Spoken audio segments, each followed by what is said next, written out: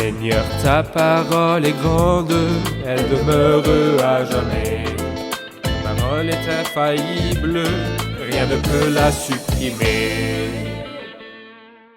Bienvenue chers téléspectateurs, bienvenue à tous ceux qui nous regardent de partout dans le monde, à un nouvel épisode de notre programme d'études Toute la Bible, dans lequel nous présentons une étude complète et détaillée des livres de la Bible, tous les jours de la Genèse à l'Apocalypse du lundi au vendredi.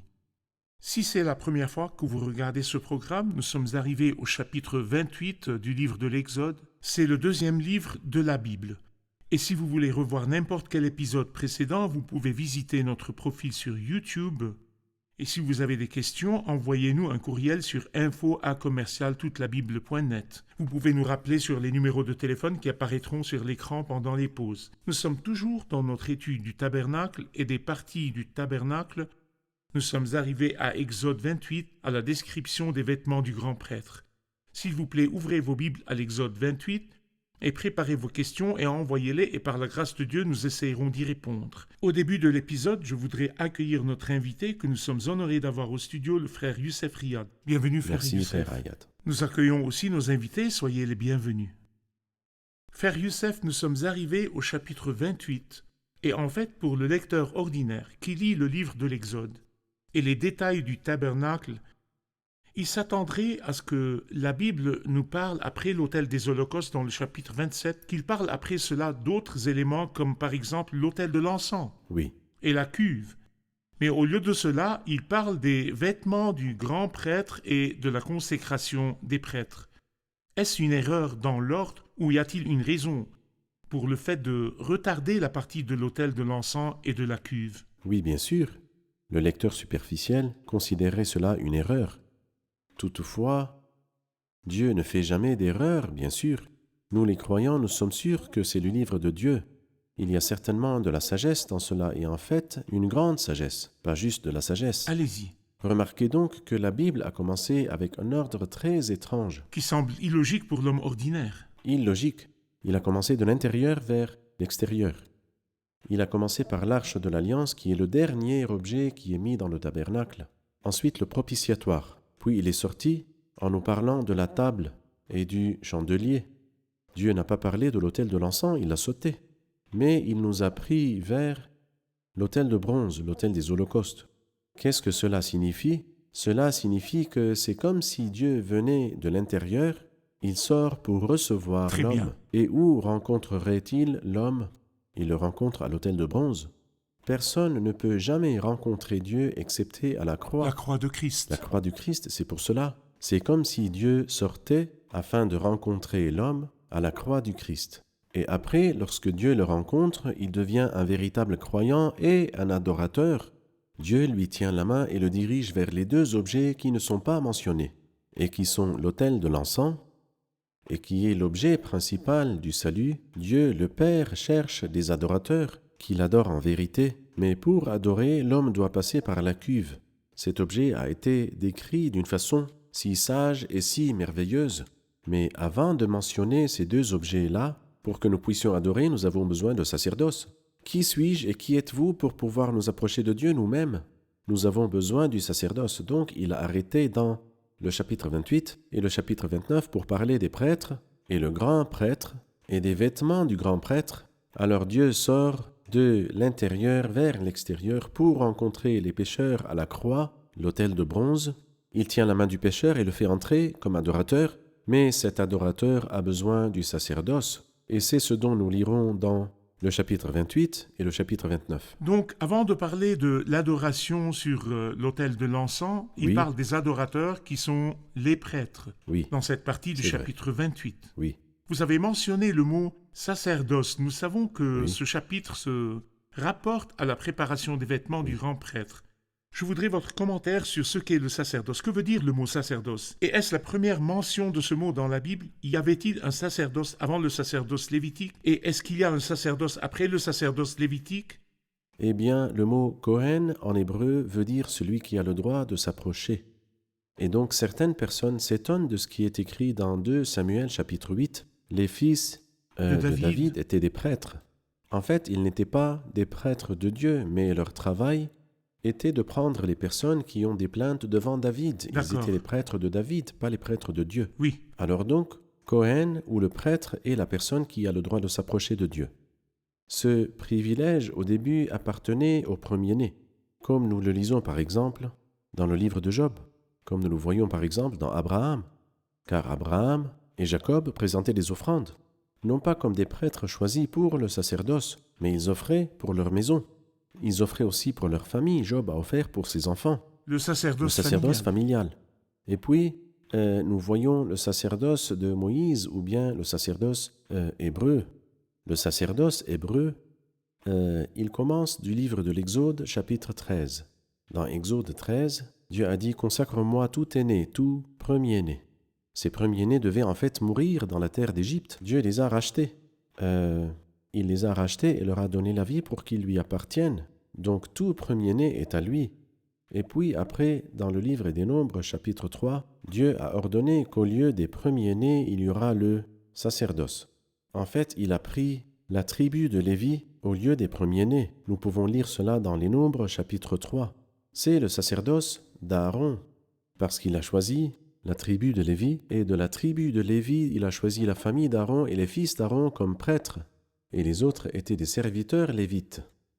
Mais pour nous, dans le Nouveau Testament, Dieu est arrivé au sommet, parce que c'est clair que Dieu avait un but, non pas qu'il y ait de sacerdoce d'intercession, mais son but principal était que tous les véritables croyants deviennent des prêtres. Oui. Et cela est arrivé avec nous dans la chrétienté. Et nous lisons par exemple dans la lettre aux Hébreux que nous avons un grand prêtre.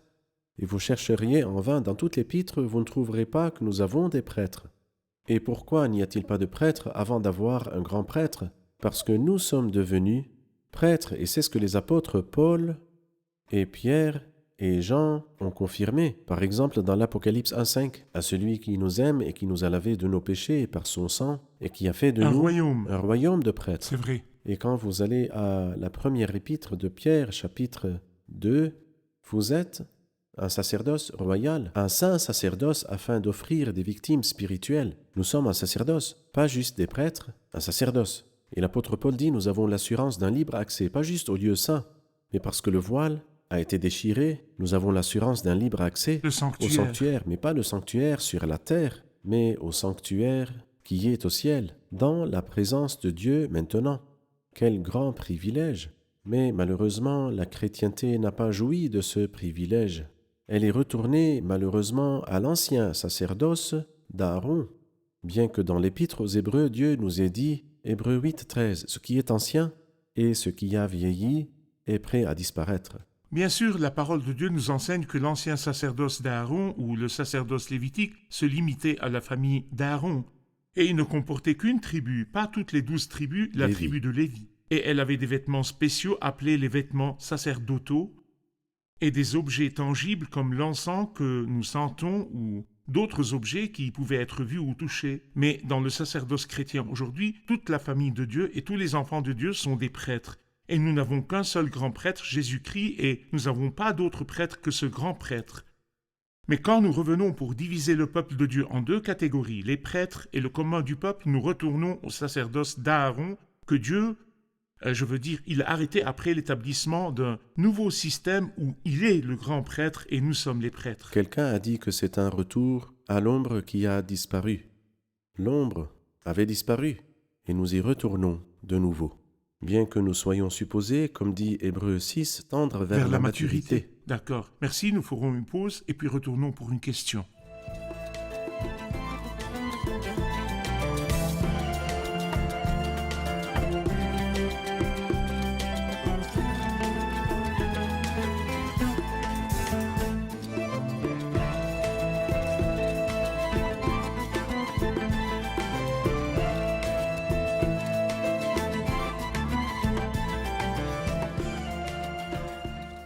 Pouvez-vous nous donner une idée générale des parties des vêtements du grand prêtre comme nous les voyons dans le chapitre 28? À vous, frère Youssef. Eh bien, il y a 7 parties mentionnées dans le verset 4. Dieu dit, voici les vêtements qu'ils feront. Et puis il dit un pectoral, un éphod, une robe et une tunique brodée, une tiare et une écharpe. Donc, il n'y a que 6 parties, pas 7. Mais quand nous arrivons au verset 36 de ce chapitre, nous voyons une 7e partie. Dans ce verset, il dit « Tu feras une lame en or pur ». C'est donc la 7e partie. Et pour souligner qu'il y a 7 parties, si nous allons au chapitre 29, au verset 5, nous retrouvons les 7 parties mentionnées l'une après l'autre. « Tu prendras les vêtements et tu habilleras Aaron de la tunique, de la robe, de l'éphod et du pectoral, et tu mettras sur lui l'écharpe de l'éphod, et tu poseras la tiare sur sa tête, et la dernière chose, tu placeras le diadème sacré C'est la lame qui est en la or. lame en or. » Et l'image devant nous pourrait clarifier cela pour nos chers téléspectateurs. Oui. Pouvez-vous expliquer ces vêtements encore une fois avec cette image pour que nous puissions suivre, frère Youssef? Eh bien, nous voyons là les 7 parties clairement. Sur la tête, il y a la tiare, qu'on appelle la tiare pure, c'est en haut. Ensuite, le diadème en or qui est mis sur la tiare pure, qui est le diadème sacré. Ensuite, nous voyons le pectoral du jugement, qui porte 12 pierres précieuses. Et ensuite, l'éphod, qui est la tunique courte, on l'appelle aussi la tunique courte. Il y a l'écharpe de l'éphod, qui est claire ici. Ensuite, nous voyons la robe de l'éphod, et elle est bleue, donc la couleur bleue du ciel, comme nous le voyons. Et enfin, une tunique en fin lin, et c'est le dernier des vêtements. Et c'est le dernier que nous voyons ici. Alors donc, nous avons les vêtements du grand prêtre qui comportent 7 parties. Et c'est l'un des groupes de 7 dans la Bible que nous avons mentionné au tout début, et il y en a beaucoup. Avant de parler des parties en détail, que représentent les vêtements du grand prêtre? Que pouvons-nous en apprendre? Eh bien, très souvent, nous pouvons reconnaître la personne de ses habits. Nous pouvons reconnaître le général, par exemple, de ses habits, et nous connaissons son poste aussi. Nous pouvons reconnaître les médecins quand nous entrons à l'hôpital, ou bien les infirmières. C'est-à-dire, il y a quelques vêtements. Lorsque nous les voyons, nous savons ce que la personne fait comme travail. Je pense que les vêtements du grand prêtre nous parlent de son service et son travail, qui il est, et aussi, ça nous dit ce qu'il fait. Et si nous reconnaissons que le grand prêtre pour nous est le Seigneur Jésus-Christ, alors nous verrons ici le Christ, nous le verrons dans sa gloire morale et aussi dans sa gloire décrite. C'est pourquoi ils sont appelés les vêtements de la gloire et de la beauté. C'est vrai. Très bien. Dans les parties qui suivent, il commence par la première partie. Nous nous attendrions à ce qu'il commence par la tiare d'en haut jusqu'en bas. Oui. Mais les versets 6 à 14 nous parlent de l'éphod. Nous allons voir sur l'écran une image de l'éphod et j'aimerais que vous nous en parliez. Pourriez-vous nous parler de ces matériaux, de ces couleurs et de ces parties et de ce qu'elles représentent? Pourquoi commence-t-il par l'éphod? Parce que c'est la partie la plus importante du sacerdoce. Il s'appelle l'éphod. Et par exemple, nous en lisons beaucoup dans la vie de David, quand David dit « Apporte-moi donc l'éphod ». Et il a prié le Seigneur à travers l'éphod, comme nous le verrons lorsque nous arriverons au pectoral, et l'urim et le tumim dans le pectoral. Et concernant les matériaux dont est fait l'éphod, il était fait en fin lin retors, et il y a plusieurs couleurs, le bleu, le pourpre, le cramoisi et le fin lin retors. Ce sont les mêmes couleurs dont nous avons parlé quand nous avons parlé du voile et des beaux tapis. Ils représentent le Christ même. Le bleu est le Christ céleste, le pourpre est la royauté du Christ, le cramoisi est le Christ rédempteur, et le fin lin retors est le Christ, l'homme parfait et sans blâme. Mais il y a aussi, en plus de ces 4 couleurs magnifiques, il y avait des fils en or, et ceci pour les lier toutes et donner de la brillance à l'éphod. Et en fait, le Christ, gloire à son nom, est présent dans sa beauté et sa gloire, couronné de gloire et d'honneur maintenant. L'éphod comporte 2 parties, pour la poitrine et pour le dos, liées avec des bretelles en or, et sur l'éphod, ou bien sûr le pectoral, d'abord il y avait 2 pierres d'onyx qui étaient posées sur les épaules du grand prêtre. Et il y avait les noms de 6 tribus sur l'épaule gauche et 6 sur l'épaule droite, et par ordre de naissance. C'est-à-dire, pourquoi par ordre de naissance? De façon que aucun d'eux n'est préférable à l'autre. Et cela nous montre la protection de Dieu pour les pieux, pour les croyants. Personne ne pourra me les arracher, car moi je les porterai sur mes épaules. Et en fait, notre Seigneur porte chaque croyant. Il le porte sur ses épaules, celui que la souveraineté reposera sur son épaule, une épaule porte la souveraineté et les deux épaules portent les plus petits et les plus faibles des croyants. Et cela nous donne une image plus claire des pierres d'onyx. Vous avez dit que Oui, sur les épaules du grand prêtre... c'est vrai. Très bien. Ça nous rappelle le berger qui, quand il a trouvé la brebis perdue, il l'a mise Oui, sur ses ses épaules. épaules. Les épaules représentent toujours la force et les croyants C'est vrai. sont toujours portés sur les C'est épaules du Seigneur. C'est vrai. Frère Youssef, la partie suivante est le pectoral du jugement qui est lié à l'éphod. Oui. Il y a deux pierres d'onyx sur les deux épaules. Oui, Et il y a le pectoral du jugement qui est sur l'éphod. Pouvez-vous nous en parler? le pectoral du jugement faisait une coudée de longueur et de largeur. Alors donc, il pouvait uniquement porter 12 pierres, et il y avait sur chacune le nom d'une tribu d'Israël. Donc nous voyons que le Seigneur Jésus-Christ, qui est le grand prêtre, mesure les cieux en termes de coudée.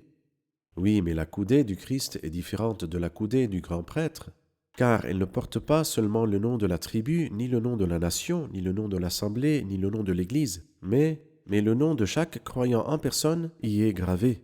Comme il est dit, « Allez, louons ensemble le grand prêtre ». Pourquoi? Parce que nos noms sont gravés sur sa poitrine, et c'est ce qui est arrivé avec nous. Alors donc, il y avait 12 pierres précieuses dessus, avec les noms des tribus d'après leur position autour du tabernacle. Et c'est magnifique que ces noms-là ne sont pas juste écrits et peuvent être effacés, mais elles sont plutôt gravées, de façon qu'il devient impossible de les effacer parce que nos noms sont gravés sur sa poitrine même. D'accord, merci. Nous ferons une pause et puis reviendrons pour une question.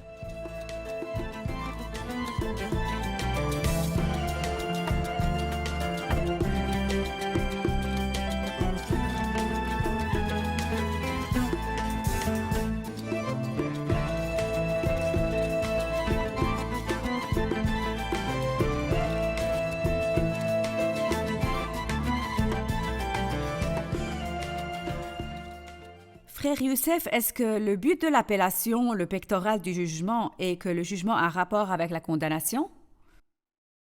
En fait, le mot jugement ici ne veut pas dire condamnation, mais il signifie, en fait, discernement. Il signifie que je suis à une croisée de chemin. J'ai besoin de connaître la pensée de Dieu. Je devrais faire ceci ou je ne le devrais pas. Est-ce que Dieu approuve cela ou il ne l'approuve pas? Où devrais-je aller? Je vais chez le grand prêtre. Que peut me faire le grand prêtre?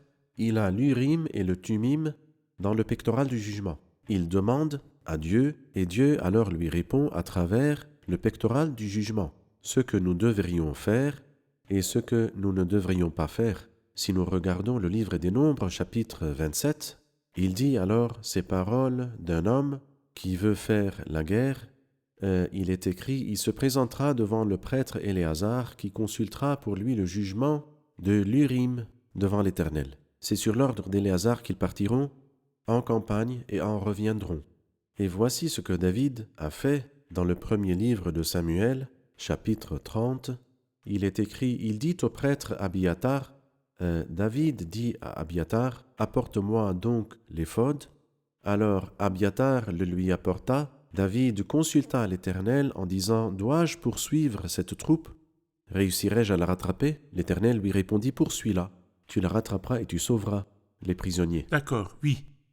Il y a deux versets. Le premier était à propos des pierres d'onyx qui étaient sur les épaules du grand prêtre. Oui. Le deuxième était à propos du pectoral du jugement. Dans le verset 12, il est écrit « Tu mettras les deux pierres sur les bretelles de l'éphod en souvenir des fils d'Israël. » Et c'est comme souvenir qu'Aaron portera leur nom devant l'Éternel sur ses deux épaules. Oui, Et après cela, il parle du pectoral du jugement. Il dit dans le verset 30, « Tu placeras dans le pectoral du jugement l'Urim et le Tumim, et ils seront sur le cœur d'Aaron lorsqu'il se présentera devant l'Éternel. Ainsi, il portera constamment sur son cœur le jugement des Israélites lorsqu'il se présentera devant l'Éternel. » Dans les deux cas, il dit qu'ils seront devant le Seigneur. Sur les épaules du grand prêtre, les noms qui sont sur les pierres d'onyx devant le Seigneur. oui. Et sur le pectoral du jugement, les noms sont aussi devant le Seigneur. Frère Youssef, pouvez-vous nous parler de notre position permanente et notre importance maintenant devant le Seigneur, sur les épaules du grand prêtre et sur la poitrine du grand prêtre? Eh bien, nous pouvons dire qu'il y a 3 endroits. Allez-y. Prenons par exemple le verset 30. « Aaron portera constamment sur son cœur le jugement des Israélites lorsqu'il se présentera devant l'Éternel. » Et aussi dans le verset 12 et le verset 29. et le verset 30, donc 3 endroits où il porte nos noms et notre jugement. Et dans ces 3 cas, nous voyons le Christ d'après l'Épître aux Hébreux. Il nous porte sur son cœur, et là nous voyons qu'il connaît très bien nos faiblesses. Il nous porte sur ses épaules, il peut secourir ceux qui sont tentés. Il nous porte et porte notre jugement, par conséquent il peut aussi sauver parfaitement ceux qui s'approchent de Dieu à travers lui, puisqu'il est toujours vivant pour intercéder en leur faveur. Donc dans Hébreux 2, il peut secourir ceux qui sont tentés. Au chapitre 4, nous avons un grand prêtre qui peut compatir avec nos faiblesses, et dans Hébreux 7, il peut sauver parfaitement, donc il nous dirige dans tout ce que nous faisons. Il nous porte donc de 3 façons.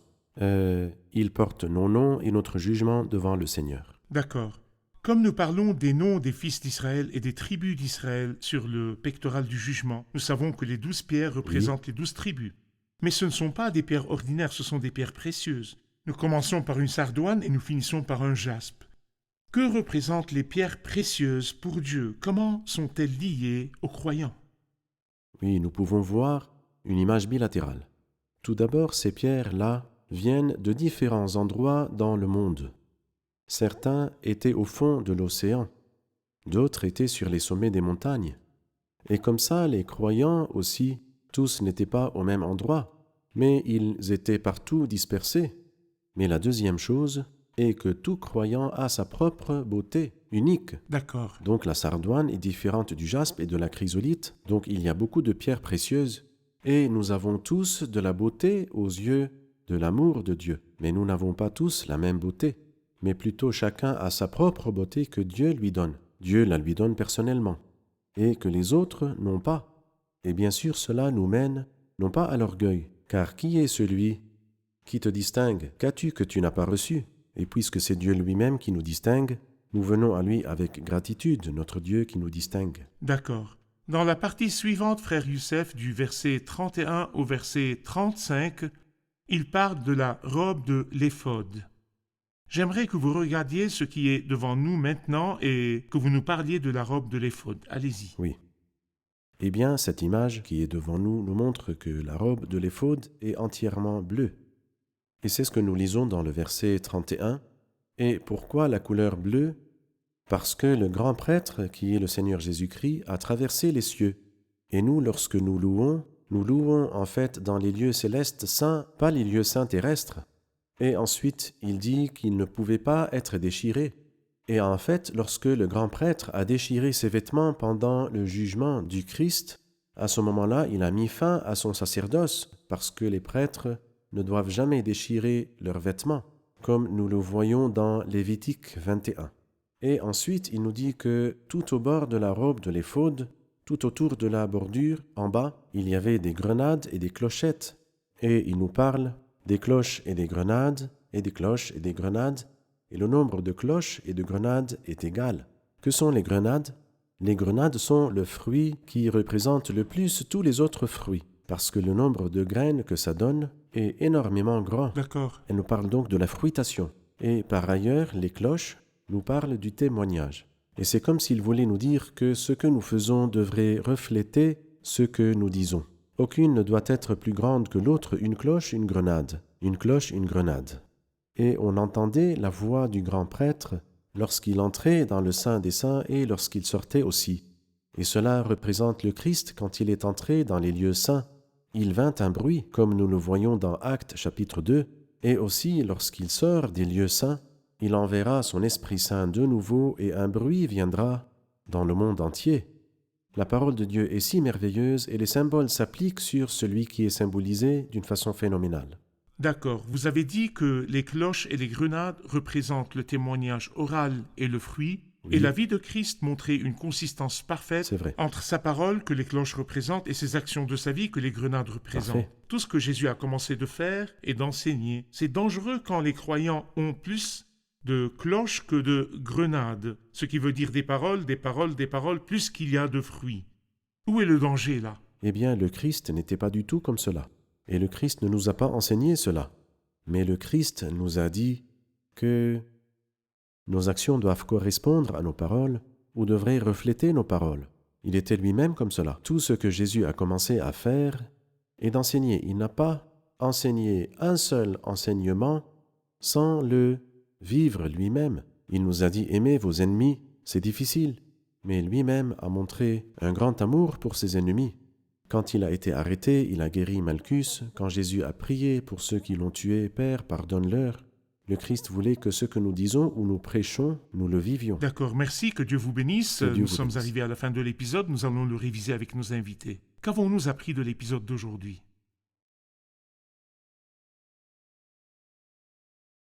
Nous avons vu dans cet épisode que le pectoral du grand prêtre avait les noms des 12 tribus d'Israël gravés dessus, et cela nous enseigne en fait que le nom de chaque croyant est gravé sur la poitrine de Jésus. Nous avons vu aussi que le pectoral du jugement ne représente pas la condamnation, mais nous voyons dans le livre des Nombres que le jugement de l'Urim devant le Seigneur est comme un croisement de route et nous avons besoin de discernement. Donc nous devons aller vers le grand prêtre glorieux Jésus-Christ. Ce qui nous encourage est que nous avons un grand prêtre glorieux qui est là pour nous, qui comprend nos faiblesses. Il aide ceux qui sont tentés. Il sauve parfaitement et nous guide dans notre cheminement. Merci, que Dieu vous bénisse. Merci, frère Youssef, que Dieu vous bénisse.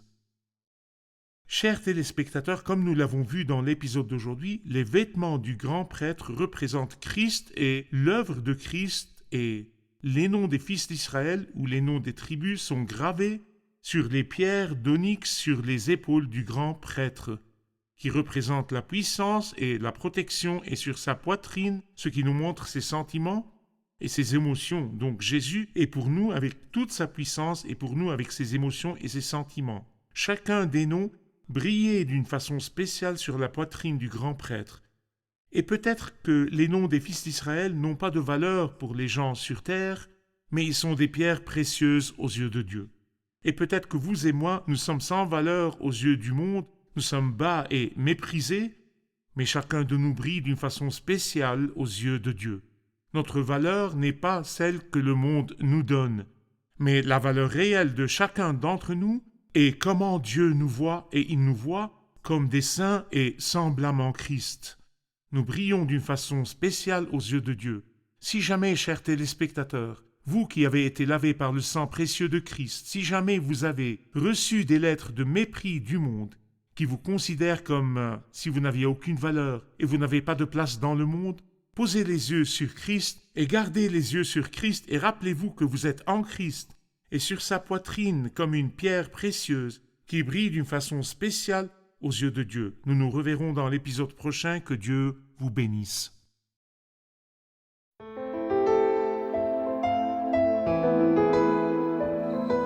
Seigneur, ta parole est grande, elle demeure à jamais.